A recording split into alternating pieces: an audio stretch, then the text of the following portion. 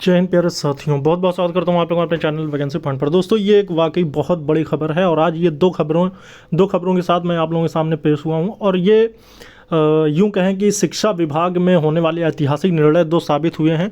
इस संबंध में पूरी डिटेल में डिस्कस करेंगे। वीडियो के अंत तक बने रहिएगा। चैनल को ज़रूर सब्सक्राइब कर लें, क्योंकि आपकी भर्ती संबंधित जितनी भी अपडेट्स आ रही हैं वो सारी मैं आप तक पहुँचाने की कोशिश कर रहा हूँ। फिलहाल बात करेंगे आज के महत्वपूर्ण दो निर्णय, जो कि ये एक वाकई ऐतिहासिक निर्णय है। आप देखें इसमें कि इस तरह के निर्णय वाकई अगर लिए जाएं तो फिर उत्तर प्रदेश की स्थिति बिल्कुल सही हो सकती है। फिलहाल दो महत्वपूर्ण निर्णय। पहला है आपका 69,000 शिक्षक भर्ती में 2249 याचियों को नियुक्ति पत्र देने के आदेश कर दिए गए हैं और ये जल्द ही आपको नियुक्ति देखने को मिलेगी 69,000 शिक्षक भर्ती 2018 वाली में।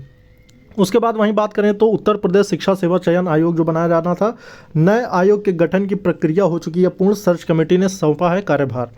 क्या है पूरी खबर, सबसे पहले समझेंगे 2249 याचियों को जो नियुक्ति मिली है इस संबंध में क्या है पूरी खबर। आइए देखते हैं। यहाँ पे साफ तौर पर लिखा है कि 1 अंक देकर नियुक्ति पत्र जारी करें। जितनी भी वैकेंसियाँ हैं, सेकेंड लिस्ट आने की उम्मीद सिर्फ वही होती है कि जिनके मार्क्स 1 नंबर से बाहर हुए हैं उन सभी अभ्यर्थियों को मौका दिया जाए। तो ये कहीं ना कहीं ये सेकंड लिस्ट जारी करने की बात कही गई है। और ये है कुल, आप यहाँ पर देखें, याचिका दाखिल करने वाले सभी जिन्होंने याचिका में अपना नाम दर्ज कराया था, तो याचिका दाखिल करने वाले सभी 2249 अभ्यर्थियों को मिलेगा मौका, न कि एक जनरल सेकंड लिस्ट जारी होगी। बता दें कि इलाहाबाद हाईकोर्ट ने 69,000 सहायक अध्यापक भर्ती मामले में दाखिल अवमानना याचिकाओं को निस्तारित करते हुए सभी 15 याचिकाओं को 1 अंक देते हुए 2 माह में नियुक्ति पत्र जारी करने का आदेश दे दिया है। कोर्ट ने यह भी कहा कि याचिका दाखिल करने वाले सभी 2249 अभ्यर्थियों को भी इस आदेश का लाभ मिलेगा। इसके लिए मेरिट तैयार कर कट ऑफ में आने पर इन 15 याचियों के साथ अन्य याचियों को भी, अभ्यर्थियों को भी नियुक्ति दी जाए। कोर्ट ने यह भी कहा कि अंतिम कट ऑफ के अनुसार याची कट ऑफ में आते हैं तो आज की तारीख से 2 माह के भीतर प्रक्रिया पूर्ण कर नियुक्ति प्रदान की जाए। आपने यहाँ पे देख लिया होगा कि 2 महीने के भीतर, यानी आज की तारीख, कल की ये खबर थी, तो कल थी आपकी 28 तारीख, तो ये 28 नवंबर, 28 दिसंबर और 28 जनवरी से पहले, मतलब 2 महीने के भीतर देने की बात है। तो ये जनवरी में लगभग इनको, जनवरी तक इनको नियुक्ति दे दी जाएगी। टोटल कितने, 2249। तो जो टोटल याची बने हैं उसके अलावा भी जो इनका प्रोसेस होगा वो सारी चीज़ें आपको देखने को मिलेंगी। और ये जो लिस्ट जारी होगी दोस्तों, ये भी मैं आपको बताने की कोशिश करूंगा और वो पूरी लिस्ट में आपको दिखाने की कोशिश करूंगा। इस संबंध में मैं लगातार लगा हुआ हूं, जो भी जानकारी मुझे मिलती रहेगी वो मैं आप तक पहुंचाने की कोशिश करता रहूँगा। फिलहाल अब नेक्स्ट स्टेप पर बढ़ते हैं और देखते हैं कि अगला क्या है इस संबंध में। कि जो सेकंड लिस्ट का इंतजार कर रहे थे वो कमेंट करके ज़रूर बताएंगे, और जो नए आयोग का इंतजार कर रहे थे वो भी कमेंट करके ज़रूर बताएंगे। देखिए दोस्तों, शिक्षा सेवा चयन आयोग के अध्यक्ष व सदस्यों का चयन करेगी सर्च कमेटी।